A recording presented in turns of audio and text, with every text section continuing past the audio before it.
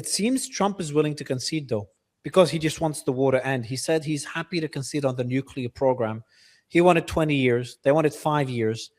And then Trump went back to them and said, you know what, we'll do, according to the Wall Street Journal, we'll do 10 years with no enrichment and then limited enrichment after 10 years. So he's trying to meet them halfway, trying to get a win that looks better than the JCPOA. Otherwise, it will just be politically catastrophic for him. Now, I'd be very surprised if the Iranis refuse this. But again, it's not only that they don't want to negotiate the nuclear program. When Arachi was going to Pakistan, Trump was sending Witkoff and Kushner. And then Arachi said, there's no point. I'm not going to meet them. They're not on my calendar. I don't know why they're sending them. They're sending them just for optics. Hours later, Trump canceled the trip, said he decided to cancel it, despite Iran not wanting to meet them. Now, the latest development is Arachi did return to Pakistan, which could indicate that the negotiations are ongoing. But that's like the least thing you could expect, is that they'd be discussing having negotiations through a mediator. If that ends, that means the war's pretty much become imminent. And the latest development is Iran's foreign minister has confirmed Washington has formally requested a new round of negotiations. So that was after the negotiations apparently ended. Iran said a couple of hours ago that Washington requested a new round. So I don't know if they're playing a game of who looks better in the eyes of the public while behind the scenes they're about to make a deal, or what we're seeing unfold in public is exactly what's happening behind the scenes. The US just told Iran in front of the entire UN Security Council, that's another thing that happened as well today, that the Strait of Hormuz belongs to the world. Mike Waltz said the following: the Strait of Hormuz is not Iran's property to use as a trench or bargaining chip.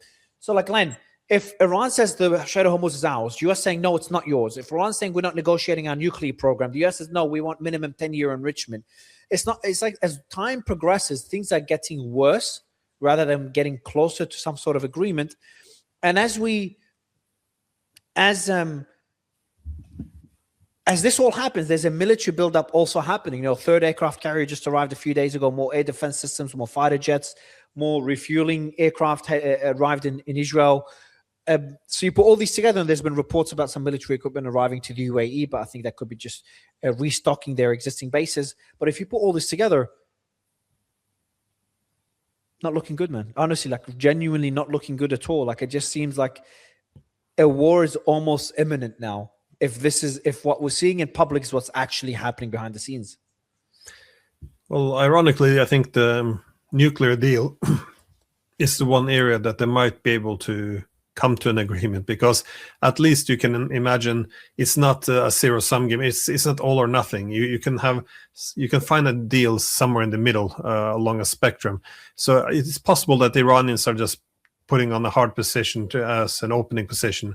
It's not likely their end position. But on everything else, I think it's a reason for much more pessimism. For example, Iran wants also a ceasefire and protection against its friends in the region, be it Yemen, Lebanon, Palestine, and all of them, requires self-control on the side of Israel, which is not Israel's strength. Furthermore, the whole idea of Hormuz, I think, is I